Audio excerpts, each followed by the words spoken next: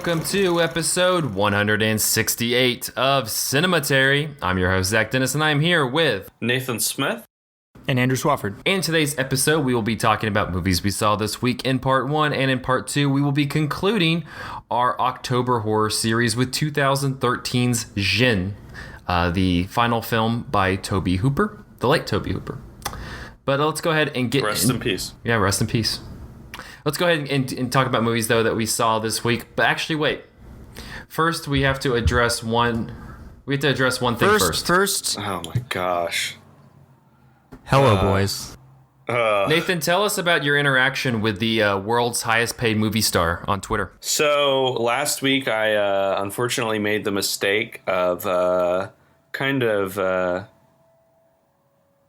speculating negatively regarding the potential success or lack thereof of Jumanji: Welcome to the Jungle. Can I ask why you are predicting that's going to bomb? Because it's like I don't exactly understand what the audience for that movie is. It's like the first Jumanji came out 20 plus years ago, and this doesn't even really seem like a nostalgia cash in, because it's, you know, Robin Williams is dead. Like this, like no. There's nothing really about it that's like necessarily trying really hard to play off the first one. It seems is Bonnie Hunt in it? I don't think so. I think it's like, you know, it's Welcome to the Jungle. I think literally what happened is like The Rock probably bought the rights to every Guns N' Roses song and was like, welcome to the jungle. What can I do with that one? Because they are like pushing it so hard. Not only is it the subtitle to the movie, but it's like in the trailer, and he's like posting on Instagram about how it's like, you know, their movie theme song, and they're like making this lip sync video, and it's just kind of like, okay. Seems like the only thing it has in common with the original Jumanji is the word game. Yeah. I'm kind of interested because literally in the movie, Dwayne Johnson is a video game avatar, which kind of like, given his persona, I think is kind of interesting. And I admit I'm probably going to see it, but it's like also Baywatch didn't really do very well. And that's a similar thing where it was like plus that movie blows. Yeah. It's like a reboot that nobody was really, I mean, nobody's ever really asking for most movies that come out, but especially that was just kind of like, you know, really just kind of just hit, like, you know, like, yeah, it's just what? And so I feel like these are sort of similar predicaments. Also, it's not like, I don't know, he, you know, kind of is a globally, internationally minded star, but there's nothing really about Jumanji that has an international appeal, I think, unless Jack Black has a huge Chinese fan base, which I don't know, maybe he does. I don't know. But anyway, so I tweeted about how that movie is probably going to bomb and how he's maybe not the best producer, or at least as good as he thinks he is. And a Twitter pal of mine responded and was like kind of saying sort of the same thing, but a little bit more negative. More snide. Yeah. Yeah. More dismissive. And then I refreshed my Twitter, and lo and behold, the Rock himself slid into my mentions. I don't have the exact tweet pulled up, but it opens with the greatest greeting that has ever been addressed to, you know, the denizens of film Twitter, which is, "Hello, boys." Yeah, and he can't get over that. He went on to say like, "Oh, like, good to see you so positive. Like, see you at the movies." Or you know, it was something about like, you guys really have it figured out, or whatever. Yeah, something like that. Which I'm just kind of like, okay, man. Like, no, he said, "Seems like you guys have all the answers." Yeah, which maybe I do. Movies. You don't know me. You don't know my. You know my selfies, not my story, Dwayne Johnson. So maybe I do have the answers, but I don't know. It's just kind of like, Cinematary have you listened to? It's just kind of funny because it's like, this is a guy who's constantly posting about how he's like up working on his new movie Skyscraper until like 4 a.m. in China or whatever, and you still have time to like at me on Twitter. But also, it's like, I gotta admit, like, if you've been keeping up with the Fast and Furious family drama that's been going on, I am 110% Team Tyrese. You know, got to keep the family together. Even though Vin says there's no beef, there's no drama, that everything's good.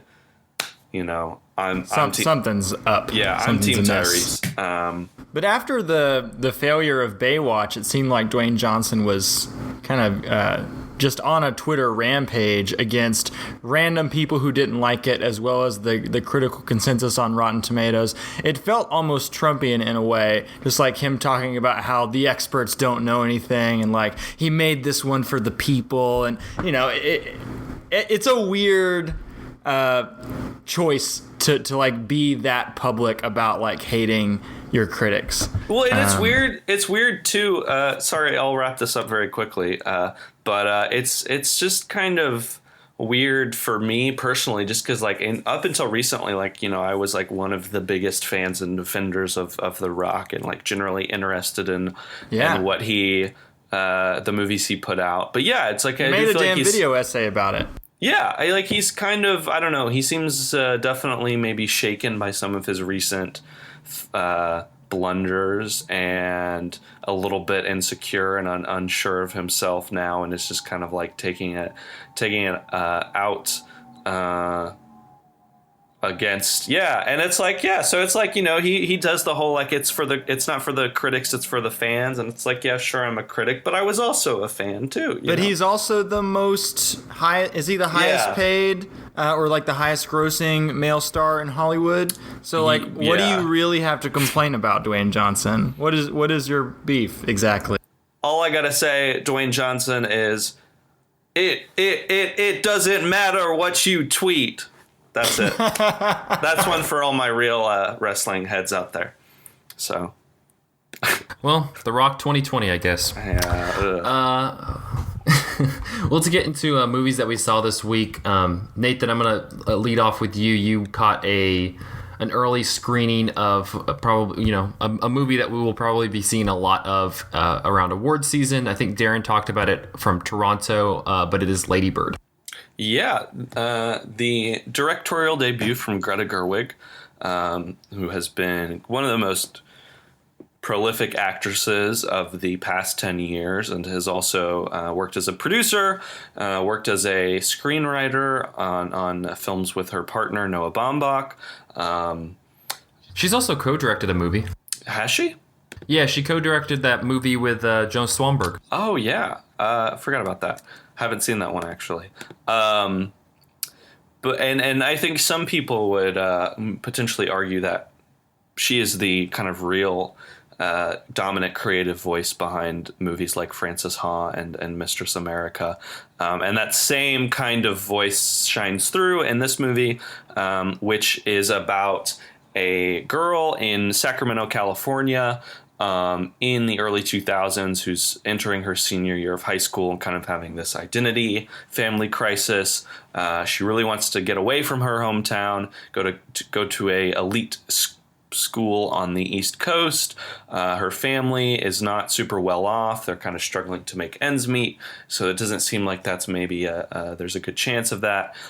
She's sort of navigating different social circles. Her given birth name is Christine, but she decides that she would much rather choose her own name. The name she chooses is the name of the film, Lady Bird. And she's kind of navigating these different romantic relationships. She goes out with a boy played by Lucas Hedges, who, not to give too much away about that relationship, but he really is perfectly cast and really nails the role of every closeted young Republican I was in musical theater with in high school. I like bust a gut laughing when he first shows up in the movie and is auditioning for a role in the musical and sings "There Are Giants in the Sky" from Into the Woods. Just like a perfect song choice. And Greta Gerwig really seems like somebody who knows musical theater, which kind of plays a big role in this movie. And actually, she directed a musical within the movie. The preview screening I saw, there was a Q&A afterwards, and she talked about the musical that is being performed as Stephen Sondheim's Merrily We Roll Along, and so she basically directed that musical within the movie itself, which I think is really kind of an accomplishment, especially for someone who's directing their first feature, even if she's been around film sets for ages now. I think this is a really fantastic film. It's a really confident first feature. It's got this really nice warmth and generosity to it. I mean, there's not a lot of great movies, or even movies period, about relationships between mothers and daughters. And for people who are looking for that movie, like, this is that movie. It is really speaks to how kind of emotional and how close and personal those relationships can be, but also how sometimes bitter and cruel they can be. Her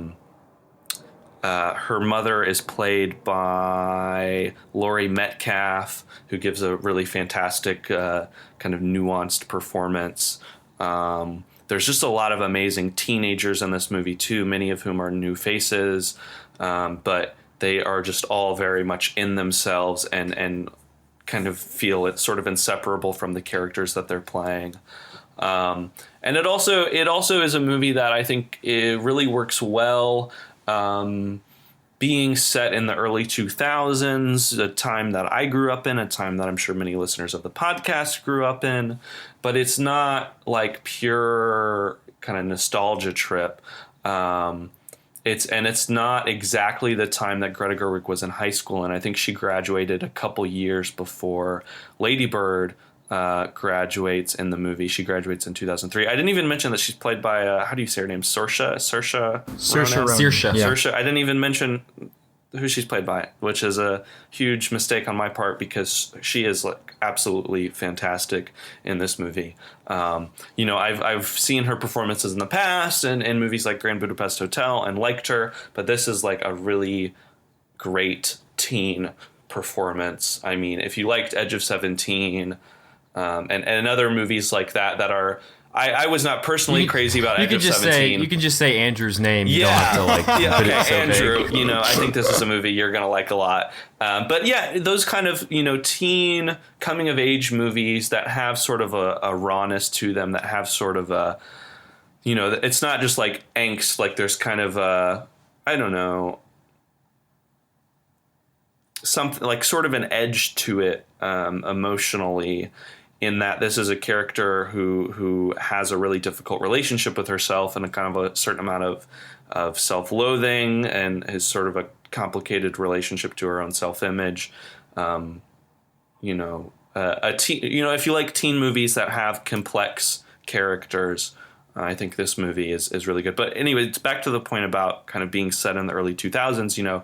It's sort of not really about, but sort of very much concerned with what's happening in that time. I mean, it very much feels like a movie taking place after 9/11. Like, very early in the movie, there's kind of this montage of just different sort of occurrences at the school that Lady Bird goes to, and you see like this classroom of kids saying the Pledge of Allegiance, and then it cuts to this sort of display on the wall that says like 9/11, never forget. And the invasion of Iraq is going on during this, and you see that on the news a lot. And it's, the internet is a presence, but it's not sort of leeching and permeating every aspect of life. You can still get away from it. So it's sort of like Lady Bird's own life is changing as she's graduating high school and preparing to enter college, preparing to move away from her family for the first time. It's also got this awareness that the world is really changing too. And I think that's really smart to sort of like, this is a very personal, intimate movie, but to sort of broaden it out and to kind of connect it to what's going on in the world at that time. And also, like, it's got a great soundtrack too. It's not dominated by kind of like nostalgia songs, but it's got some Alanis, some Dave Matthews. It's even got Bone Thugs and Harmony, which I got a kick out of. There's also some like really great production design details. There's a shitty, fake deep, pretentious boyfriend character who is not only constantly reading Howard Zinn's The People's History of the United States, but also has a Cannibal Ox poster on his wall, which I think is just like a great early 2000s production design touch to have to throw in there. Also, before I stop talking about this movie, really quickly want to mention that it is a great movie about Sacramento, California, which is my aunt and uncle live there, so I've spent a certain amount of time there and kind of see what she's getting at with being this place that is, as Greta Gerwig described in the Q&A afterwards, is kind of like the Midwest of California, because it's very conservative in the middle of California. As my aunt would say, it is the breadbasket of the world, like a fifth of or something like that of America's food supply comes from that region. So it's very interesting to see a movie that is very much like set in a place and very much about that place, but is also works if you don't know about that place. You know, if you're from a smaller town or from a place where you feel sort of stuck or trapped growing up, I think it will be very relatable. Yeah, it's a fantastic movie. I'm really excited for people to see it. It's really accomplished. It's really got a nice eye to it and just like a wonderful warmth and sense of spirit. So it opens this Friday.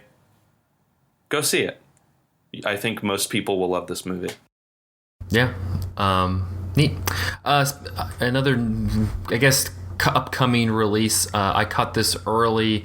It is 3 Billboards Outside Ebbing, Missouri. It's the latest film from writer, director, Irish playwright Martin McDonagh.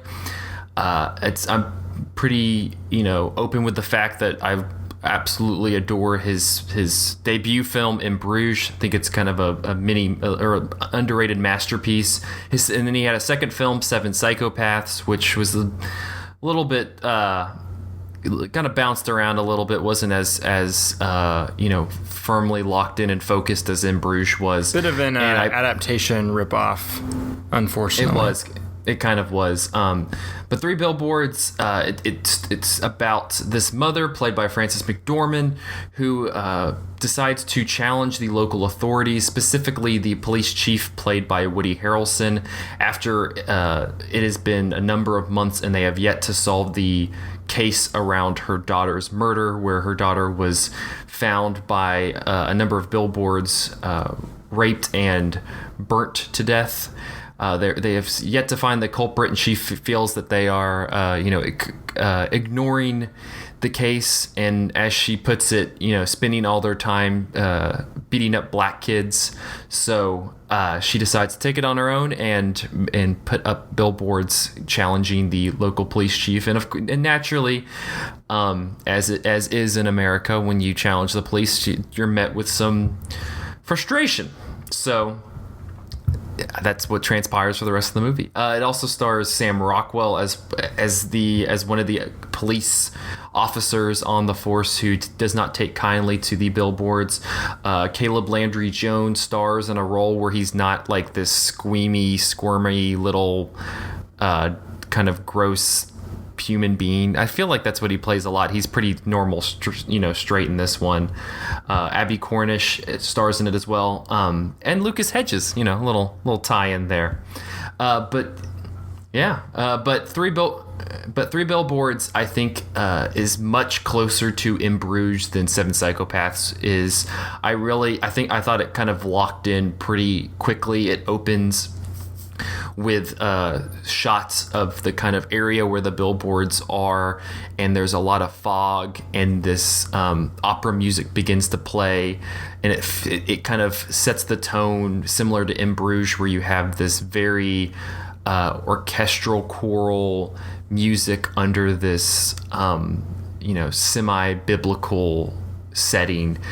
And then it immediately takes you into this more Americana, location, and kind of it always plays with that very pastoral quality to the landscape in Missouri, while not completely just diving into it. But I really like this movie. It easily was one of my favorites that I've seen so far this year. I think that McDonagh has this ability to weave insults and profanity in a way that's just like poetry. I mean, I swear, like, it's very much like In Bruges and Seven Psychopaths. It's just littered with offensive and politically incorrect and wrong terms, but the way that one, he writes it, and two, just the delivery by Frances McDormand or Woody Harrelson or especially Sam Rockwell is just it's peppered so delicately in the way that they just say it so precisely and so correctly that you kind of forget that what they said is just an awful thing.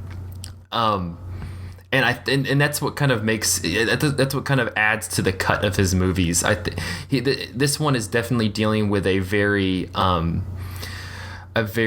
of raw, touchy topic that is something that's still kind of permeating in America today. And I think that unlike what I haven't seen this, I'm just making a wild assumption that you can ignore, but I kind of feel like he's able to accomplish what George Clooney is not able to accomplish in Suburbicon, where he takes a hot button issue and confronts it and deals with it, but also is able to find this utterly fascinating and beautiful amount of humanity in it. I think that the arc of a number of these characters is messy and imperfect, but feels so true to life. It feels so genuine, and I think that's one, a testament to McDonagh, and again a testament to these performers. I think that the three that I've mentioned so far, Frances McDormand, Woody Harrelson, and Sam Rockwell, will probably be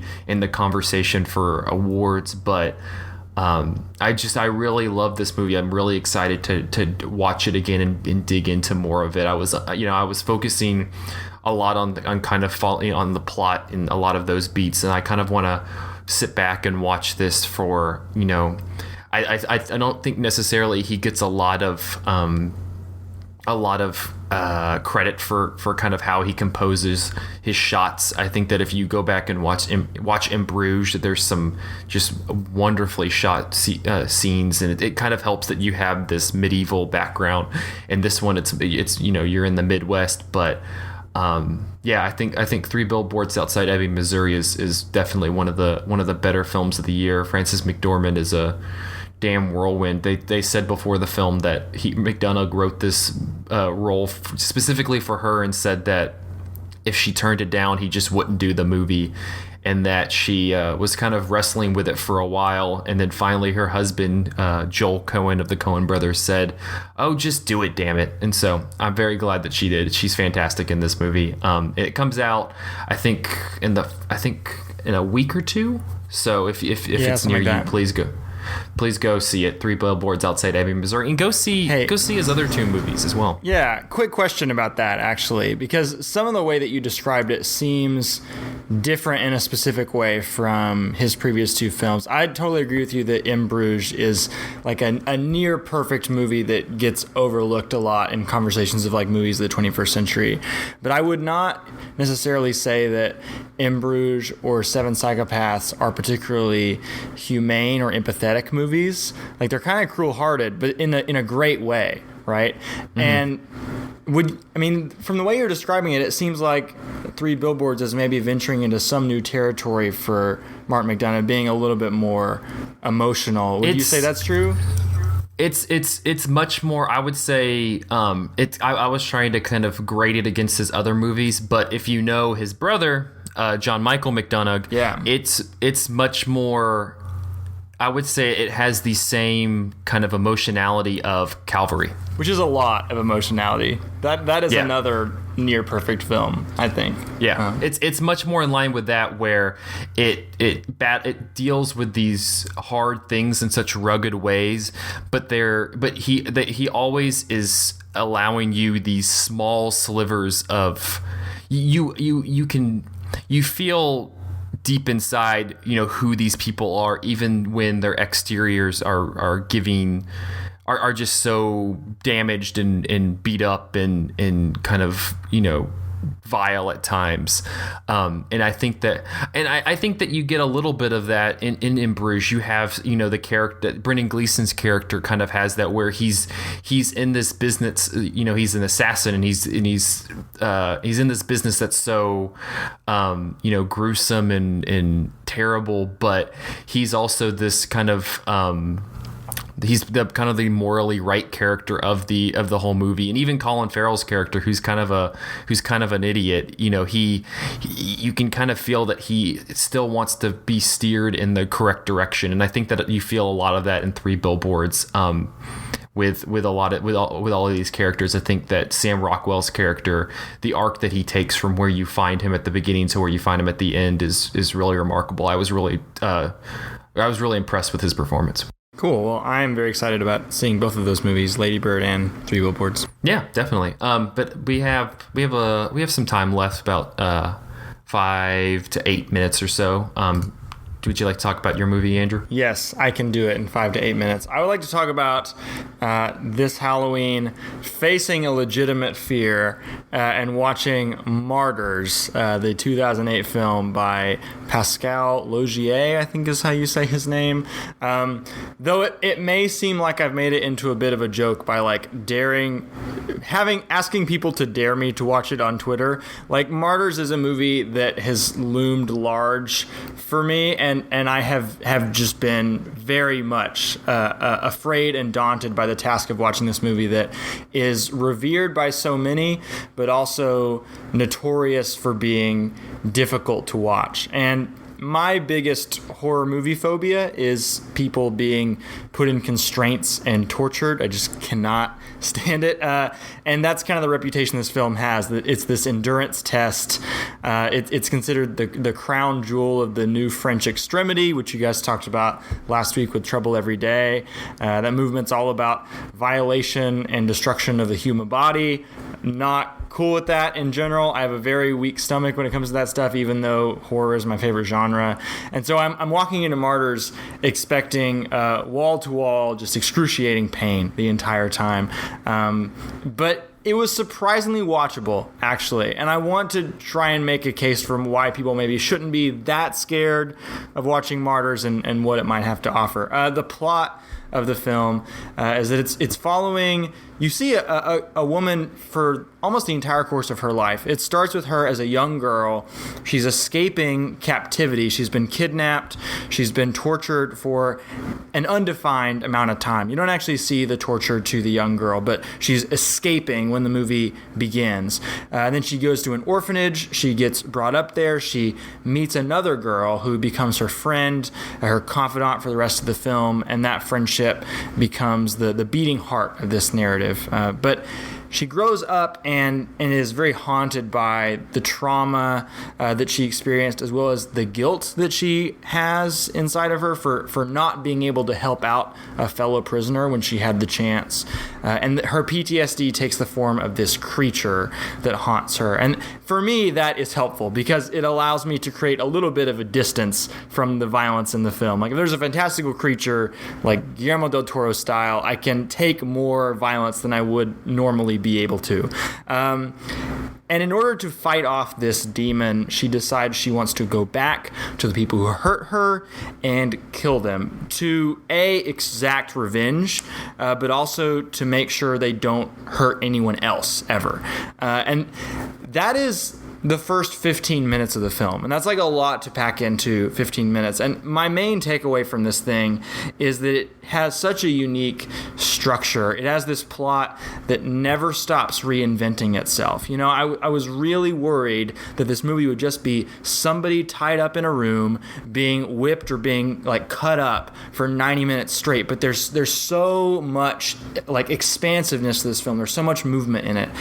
You know, there's that line in Annie Hall about sharks dying when they stop moving, and this movie is the opposite of that. It is instead of just being this raw sadism for 90 minutes, it's all about conflict, it's all about movement, it's all about action, and there's a lot of hope in the movie. The characters do have a sense of hope of getting out of their predicament. So there's always this hope that the characters can escape their predicament, and there's just so many plot points crammed into this thing, and at any given 15-minute interval you could stop the plot and just let the movie be torture from there on out. But it doesn't. It keeps finding new ways to keep the story moving. It wraps up arcs way sooner than the typical horror film does, and it continues starting new ones. It basically packs the content of 5 horror films into one, which is probably why people are so unsettled by the violence of the film, because it's just like the sheer number of violent acts is there's a lot packed into this thing. And notably, it opens with the ending of the typical slasher movie. It opens the way that Suspiria closes. It opens the way that Texas Chainsaw Massacre closes. And it tries to imagine or extrapolate where things could potentially go from there. And gives you 5 more horror films again in the space of one. There is plenty of gore and torment along the way. The stuff that is most difficult for me to watch are the parts that involve self-harm, of which there are a couple in here. But it's not as unflinching as some of the more brutal moments in movies like Antichrist, which is the only movie that I have left the room while watching at home alone, and Goodnight Mommy, which I almost left the theater watching. And it is not just violence for violence sake either. This is a movie that is tapping into a very essential thing about pain in horror films, how cinema allows us distance from that pain, and because the film has this unconventional structure, we have multiple parts of this thing. You have different sections of the movie offering different and often diametrically opposed points about that theme of pain and how we experience it through, watching other people go through it on screen.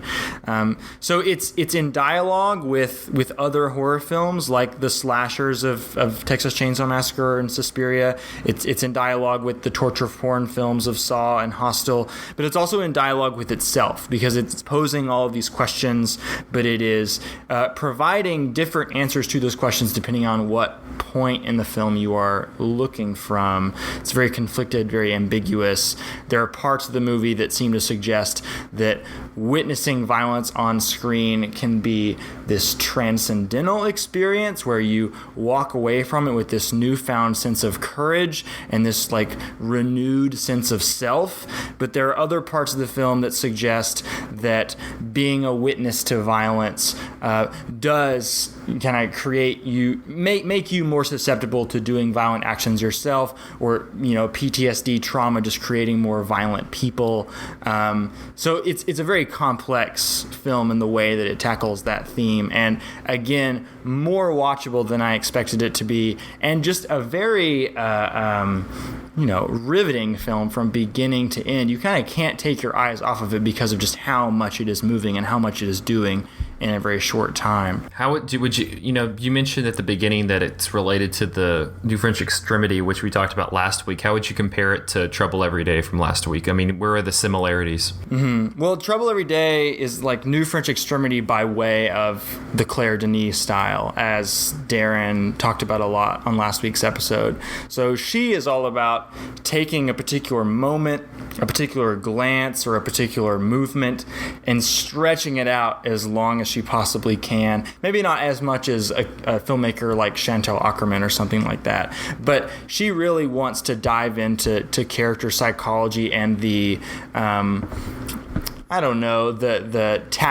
tactile experience of very, very small mundane things. And so she avoids some of the bigger bombastic violent moments that I think are present in a lot of New French Extremity films. She has 2 scenes of fairly brutal cannibalism, but it's done very artfully and very poetic. Lots of close-up shots where you can't totally tell what's going on.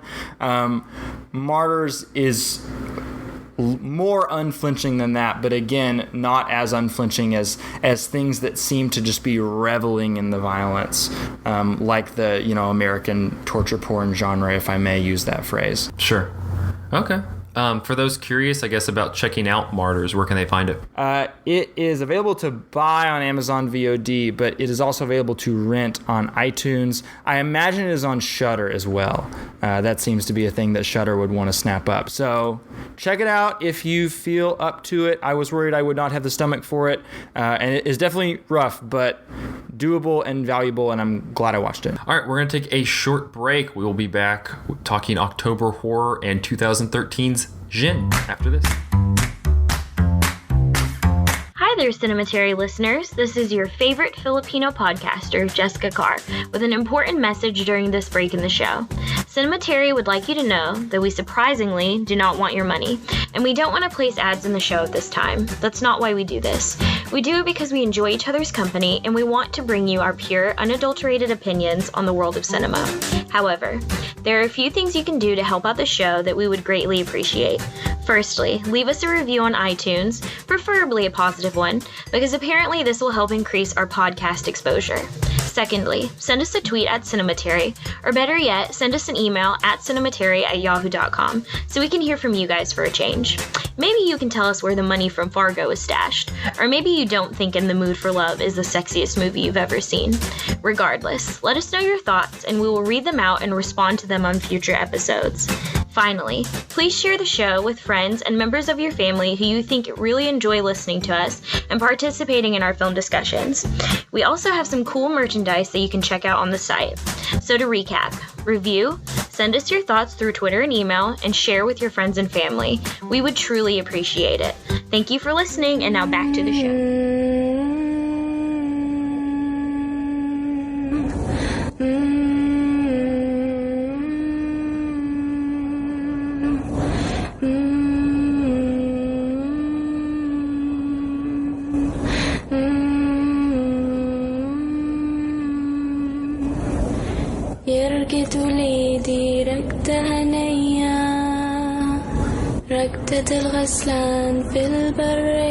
We are back with part 2 of episode 168 of Cinematary. In this part, we will be concluding our October horror series with 2013's Djinn.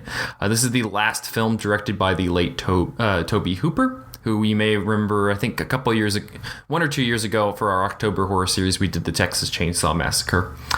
But this one, it comes from a script by David Tully, and the film follows a couple who return home to the United Arab Emirates from a trip to the United States and discover that their new apartment has been built on a site that is home to some malevolent beings. It stars Khalid Leith and Razan Jamal. I feel like it's a very vague, interpretation of what's happening in this movie. Malevolent beings, yeah. I just like the term malevolent beings. So, oh, I'm with you. Yeah. The film is in both Arabic and English, and is the first horror film produced by the United Arab Emirates. David Tully, the screenwriter, said that films about the Djinn were very uncommon, only recalling the 1997 film Wishmaster.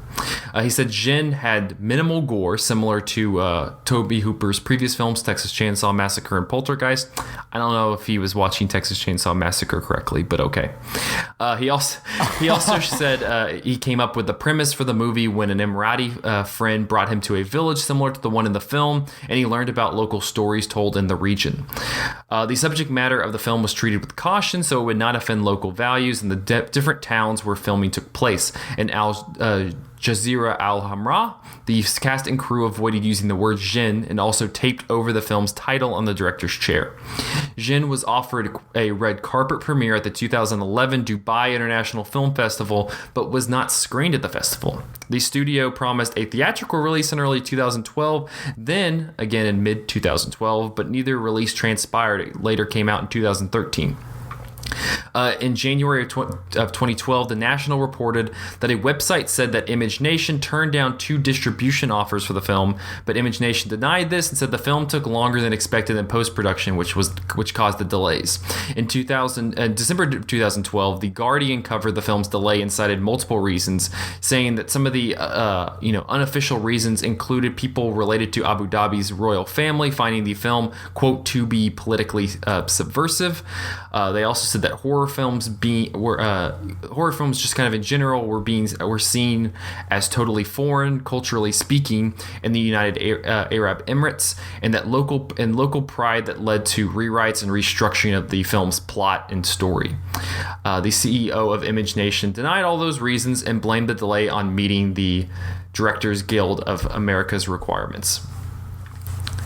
From the Guardian, in their research piece on Djinn, they added that horror films are not appreciated in these parts. They are generally seen as totally foreign, culturally speaking, and the fate of Djinn shows a disregard so quick it ignores the fact that regardless, horror is still one of the most, if not the most, commercially lucrative genre.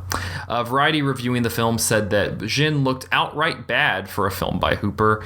The critic added that this limp attempt at local horror takes elements from Rosemary's Baby, The Grudge, and others thrown together into a cheesy, ham-fisted ghost story. Hooper's lack of engagement isn't helped by unimaginative effects and leaden dialogue. IndieWire said, from its very first frame, expounding exposition over a shoddily shot desert sequence, this is an unmitigated disaster of a movie, every bit as horrible as the events it attempts to portray. So on that note, let's talk a little bit about Djinn.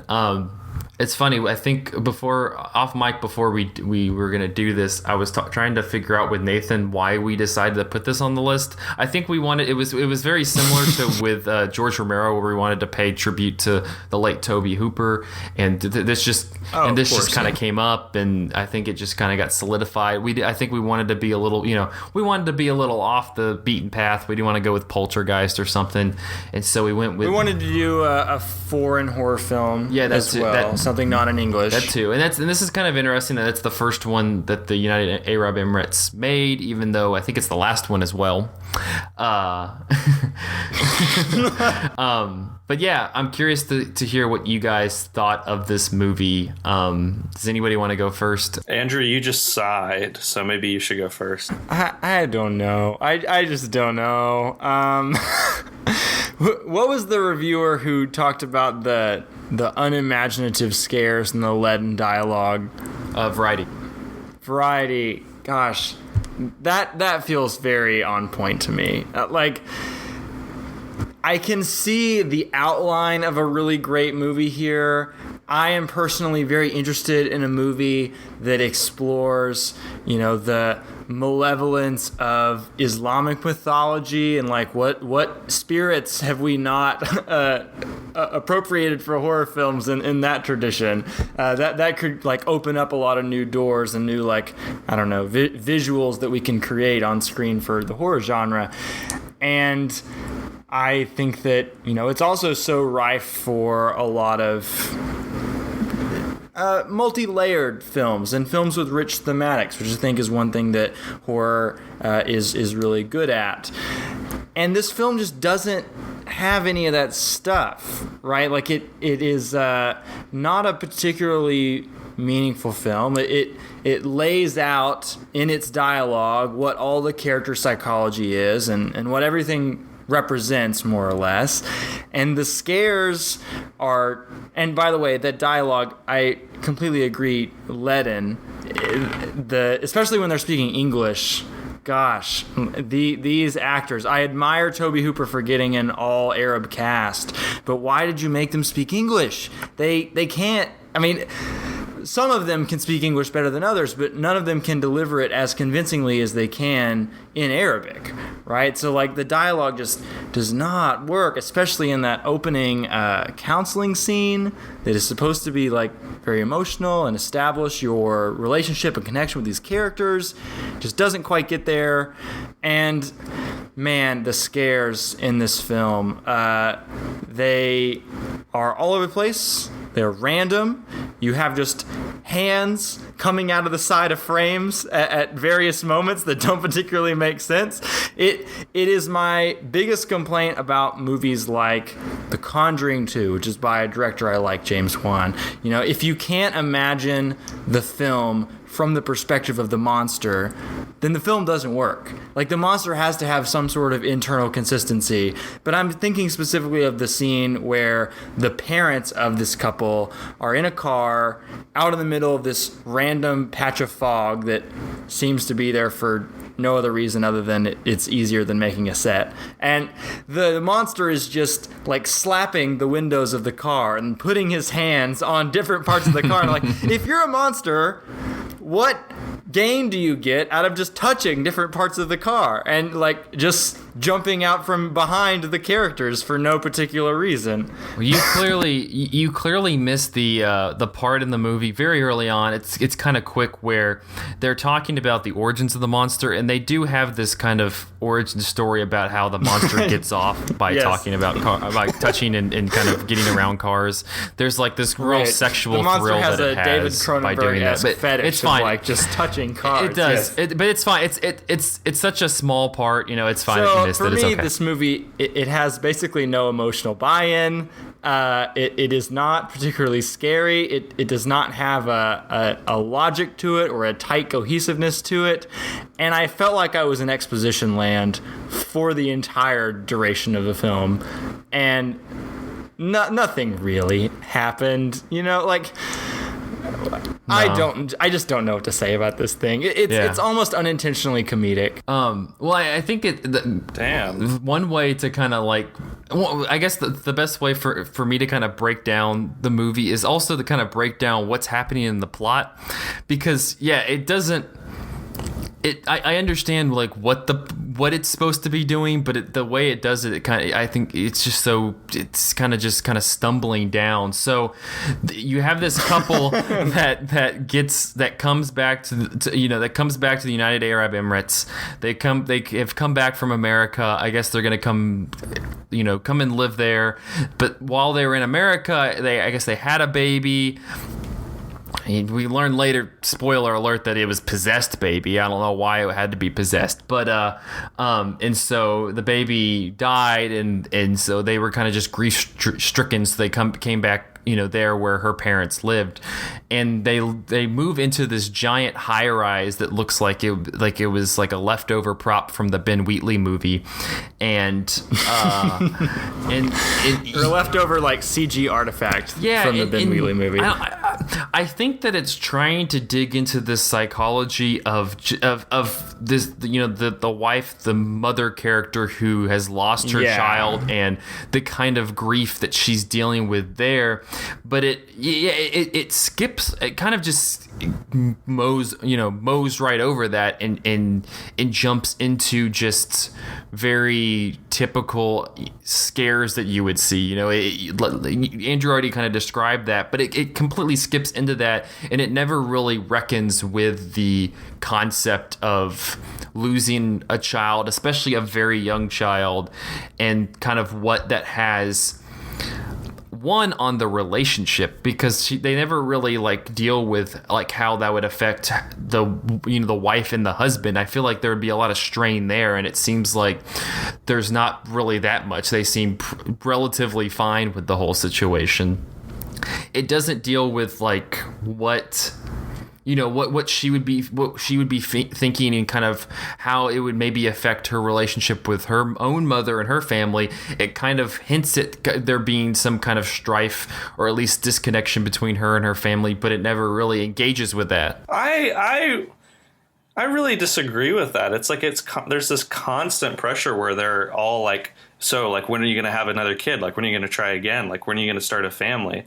I don't know. I think like that conflict was like pretty obvious. I mean, maybe too on the nose. Too obvious is the thing. Yeah. It's like the characters just explain to each other what all the power dynamics and the things that should be unspoken conflicts are.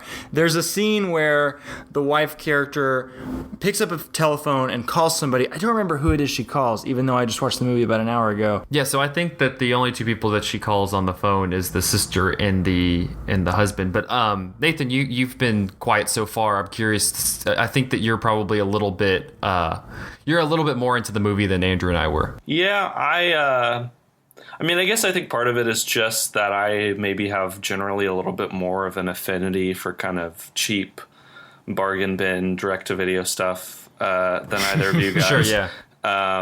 So I don't know. A lot of the stuff in the movie is kind of like I'm a little bit hesitant to like fault the movie for it, just because I'm like, I don't know, I can't blame you for not having a lot of money, especially in the case of a director who'd been really time and time again kind of fucked over by studios and producers and really had despite his his obvious talent in a lot of ways, really didn't have the career that he deserved.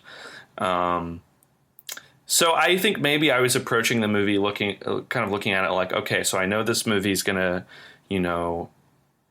be cheap and have some pretty obvious constraints, but like, how does it try to get around that? And so I think for me, like, having this, I mean, I do agree that the hotel definitely looks like this kind of, CG artifact, as I can't remember which of you said that, but it definitely does. But I don't know. A lot of times when it comes to CG effects, I kind of like the seams to show, because it kind of, I don't know, for me, it goes into this sort of like uncanny valley territory, which is sort of how I approach, I guess, a lot of this stuff, where it's just, there's something about it that's just a little bit off, which is for me where the parts of this movie that were effectively creepy for me were not, as we've discussed, the jump scares and stuff really don't work and kind of feel a little ham-handed. And the monster itself is definitely, I agree that it's not really compelling. And the kind of familial cultural pressure is more interesting, but there also is not enough done with that for sure. But kind of this, like, I guess, liminality to it and being set in sort of all these like beige, just sort of spaces that feel just sort of, that have this like ambient emptiness to them. The apartment feels like a hotel room. Yeah, at all exactly. times. It's like a non-space. It's a space that you're intended to inhabit for a temporary amount of time. Yeah, exactly. That kind of like non-spaceness was unnerving to me. And then I think kind of having this, just like, even though it is a bit ridiculous, having all this fog everywhere and stuff in this mist, like, it is sort of like unreal and uncanny, but also is, I mean, kind of an interesting way to sort of get over the constraints of budget and of not really being able to have this set. And there were some I don't know, I think there is some nice cinematography and stuff here. Like, it starts to kind of halfway, 2/3 of the way through, starts to use a sort of classic Hooper, like red and green. It's kind of really bold lighting. It's, if you've seen, if anybody's seen Eaten Alive, which I don't think is a especially good movie, it is like that color scheme really is in that movie, and I think it's interesting to see that sort of continued here. And Texas Chainsaw Massacre 2 has a lot of those colors, so to see that continued use in a movie that's very different from those is interesting. And there was this one particular shot that I was particularly struck by, like right after the red kind of emerges, like. I think her name's Samala. Is that her name? Yeah. It's like shining on her face, and that's the first time you see the red. And then there's this like shot kind of slowly tracking in while she's like in the kitchen, and there's just this like really nice symmetry to it. So I guess overall, like, there was stuff here that I thought was of interest, and I can see why, I know some people who are really into this movie. Like, I think one of the reasons why we were interested in it is because a friend of the podcast and previous guest, Sydney Taylor, had given it a really glowing, but if brief review on Letterboxd. And so I think both you and I, Andrew, added it to our watch list because we saw that. So there's definitely stuff visually that I like find interesting. I'm not super like compelled by necessarily. Like, I wasn't like, this is amazing, but I didn't kind of like hate my time watching it. And I also think there's like the sort of thematic stuff is like definitely doesn't go as far as it could or as it should, but is kind of interesting. And I almost sort of ended up feeling like it was this kind of like Eraserhead type scenario, but from, well, you have the alien baby or demon baby that the parents just want rid of. Yeah. And it's like,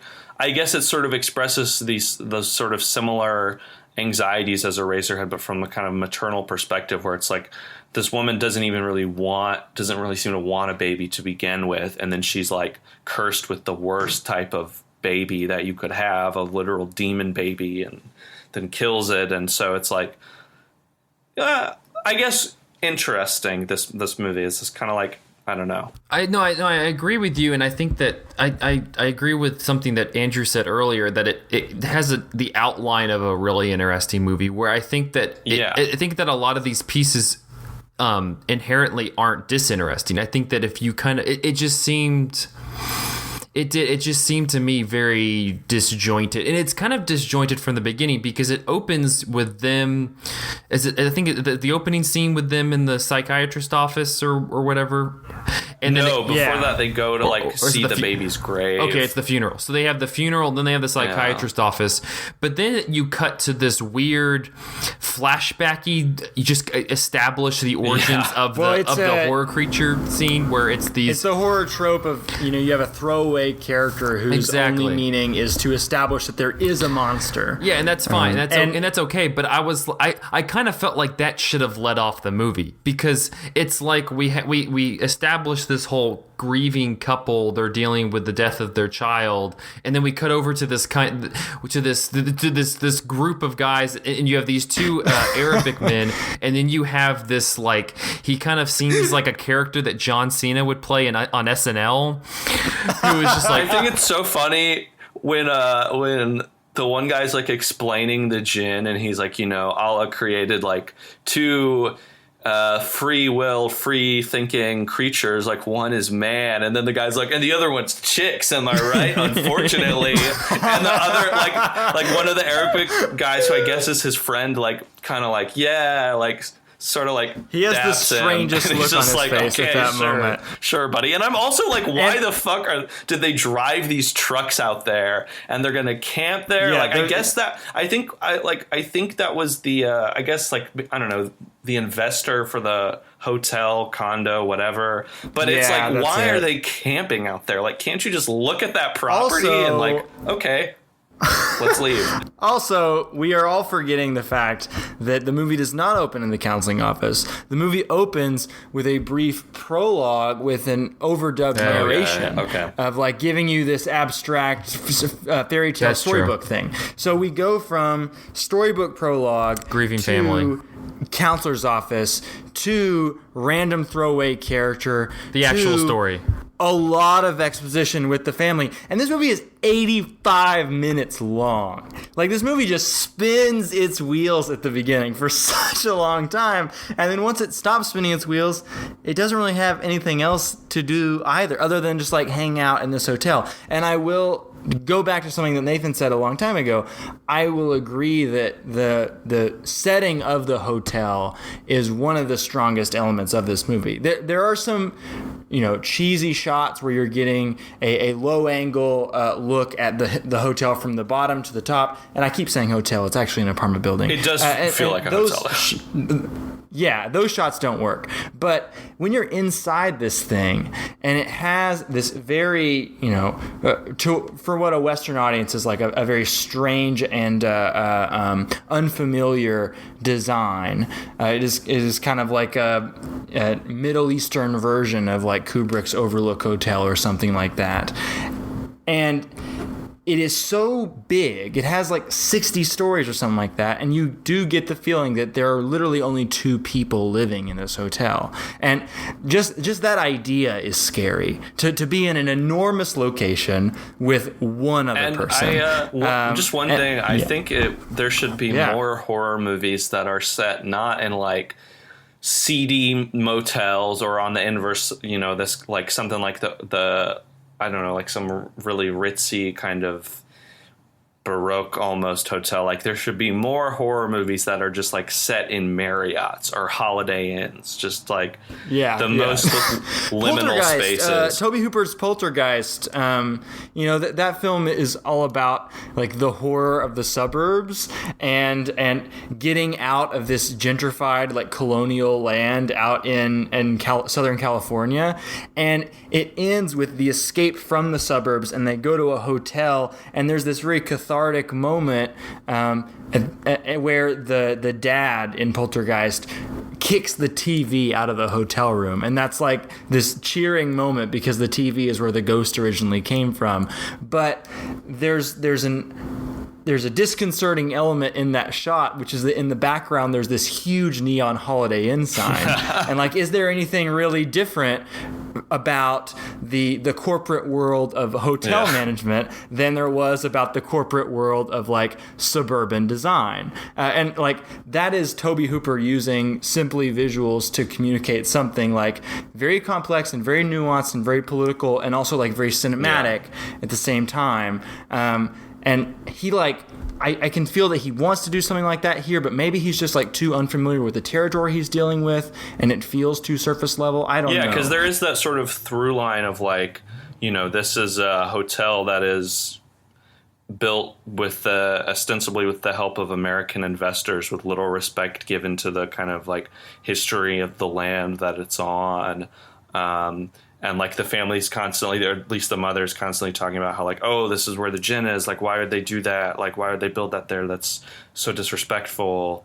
So there is like that kind of, I can understand why he would be attracted to the material. Which is such an interesting like bit of material to be looking at for your first, like for this, this country's first kind of movie production. They make this horror movie, and it's this movie about American, impeding onto the, rituals and values of this foreign country. But then it's like Toby Hooper is American, so it's a whole maybe weird not the thing. best person, and like I guess the screenwriter too probably. His name's David Tully. I'm going to take a stab and say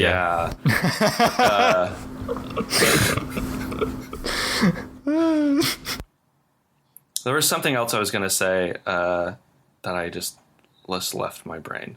Which, like, even though I am defending this movie a little bit more, as also I do have to admit some of it is already sort of leaving my brain.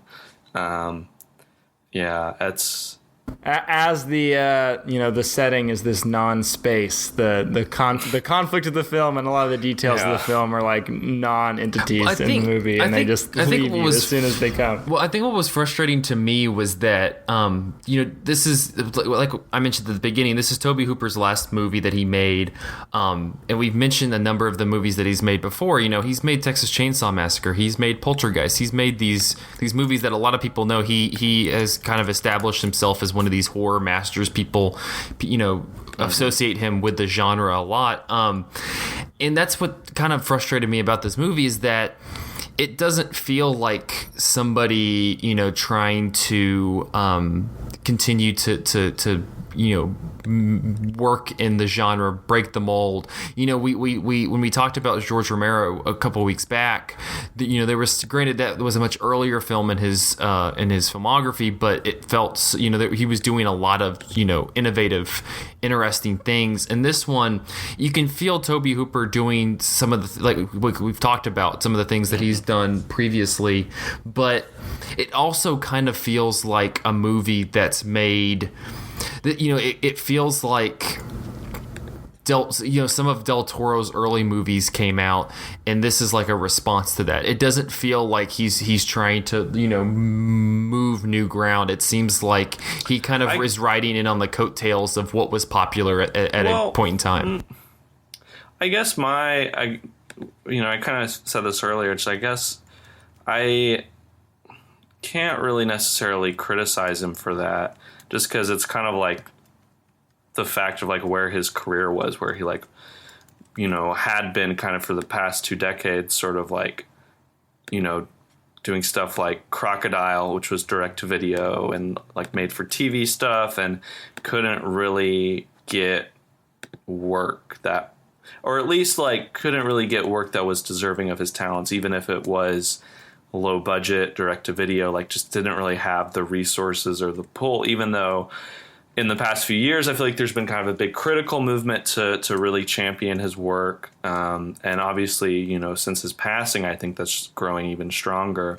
But I mean, since the late 80s, he hadn't really been able to get work at all, which I mean is kind of a, you know, to talk about George Romero, is kind of like by the end of his career was sort of in a similar place as well, even though his stuff was like, I think, more successful and more out there, but like, like had also been kind of fucked over by the industry and sort of left by the wayside. They're also both directors who, you know, we talked about Dawn of the Dead, and then we've talked about Texas Chainsaw Massacre before, and those were kind of the iconic movies associated with both guys, and they were also movies that clearly stayed in the lexicon of popular culture and especially horror because they began to, you know, be remade. You know, Zack Snyder remade the Dawn of the Dead, and you know, in the early mid 2000s, and then you have had multiple random, you know, Texas Chainsaw Massacre remake type things.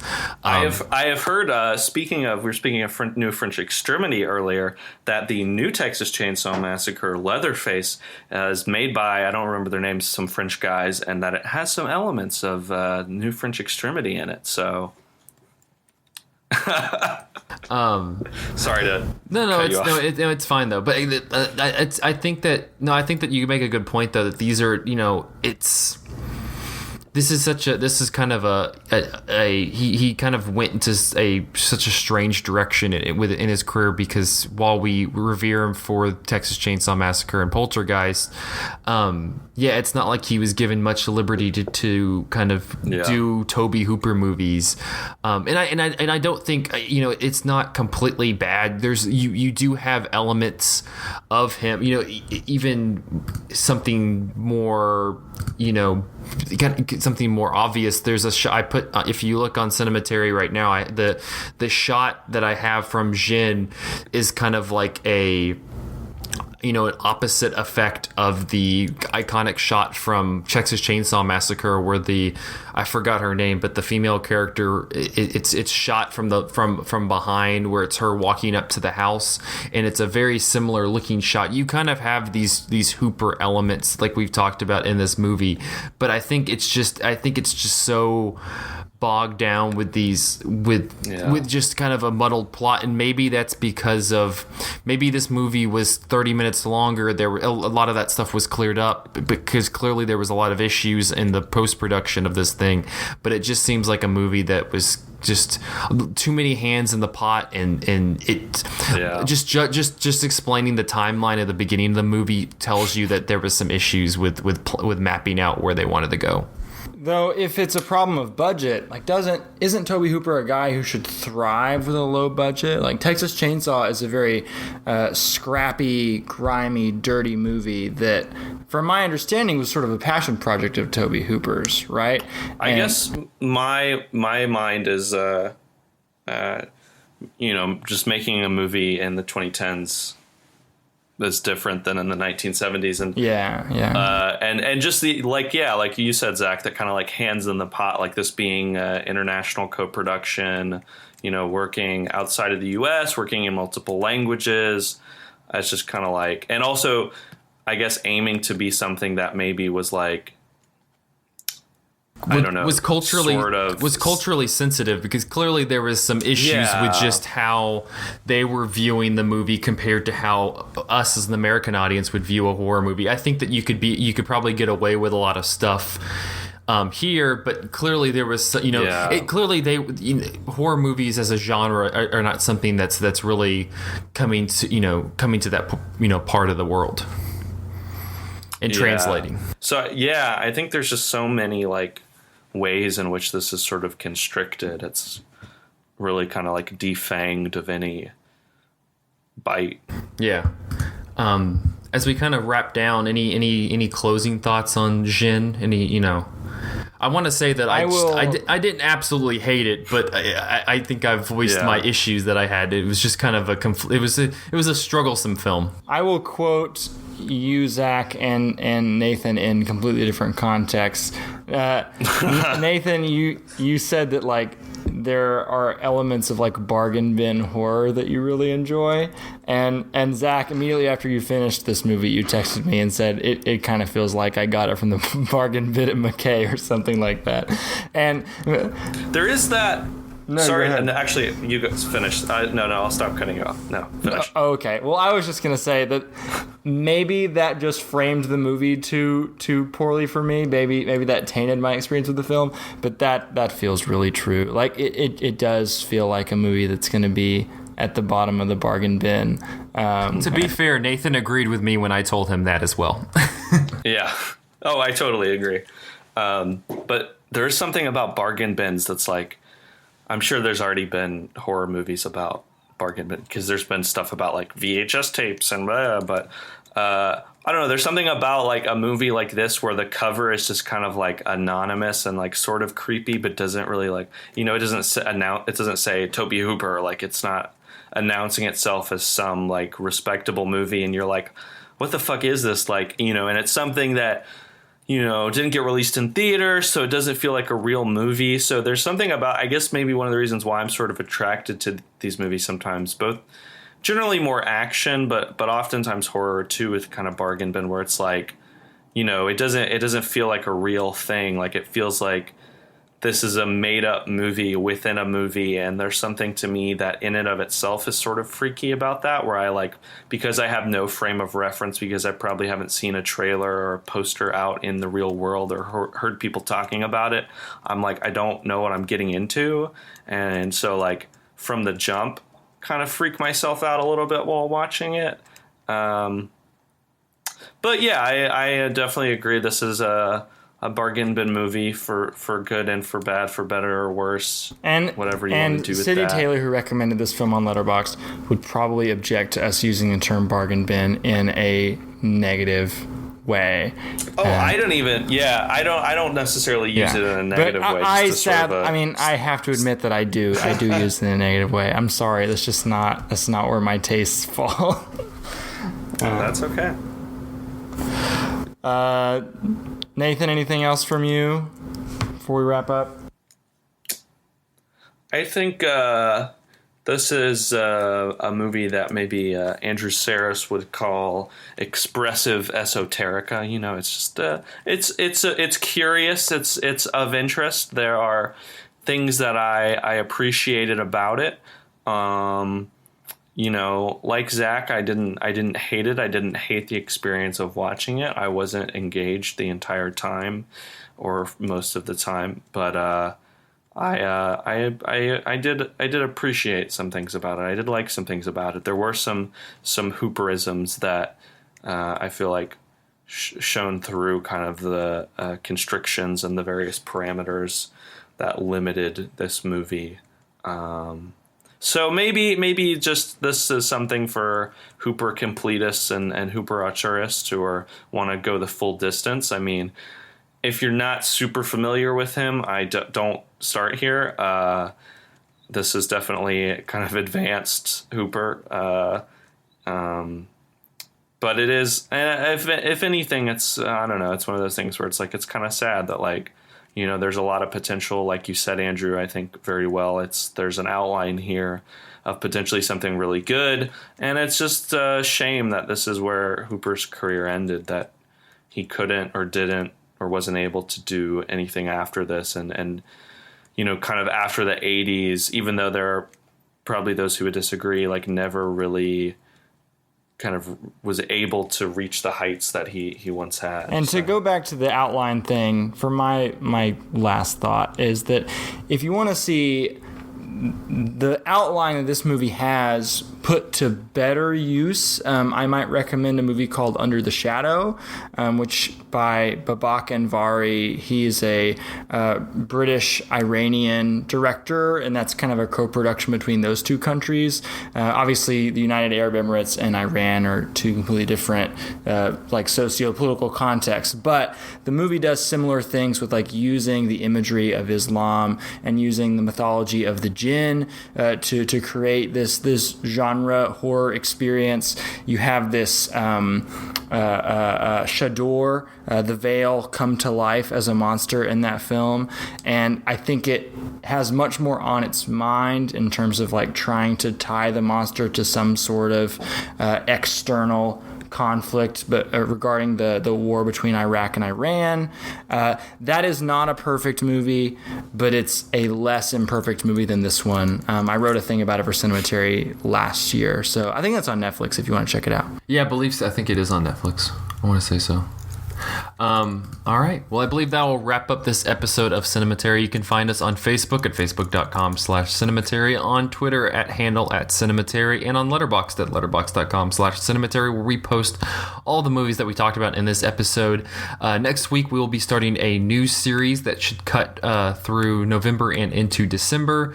We're going to kind of frame it like we did last year with the Wong Kar-wai director series, but we're going to be working on picking a director for that, so I guess kind of keep an eye on our Twitter feed. We'll probably post whenever we know who we're going to do on that, but we're not above taking suggestions. Yeah, if you guys shoot us some names. Yeah, no. If you have a suggestion, I figured we'll probably like on Monday post and say this is who we're gonna do something. We're kind of trying to aim in the classical director area. So if you're listening to this on Friday or Saturday, shoot us a tweet or shoot us a message or email or what have you, and let us know if you have any suggestions. But we're looking for something. We're gonna do a director series, and then head into next year. We have our eyes on a couple other stuff that we're planning on doing. So. Until then, though, we will see you then. See you next week.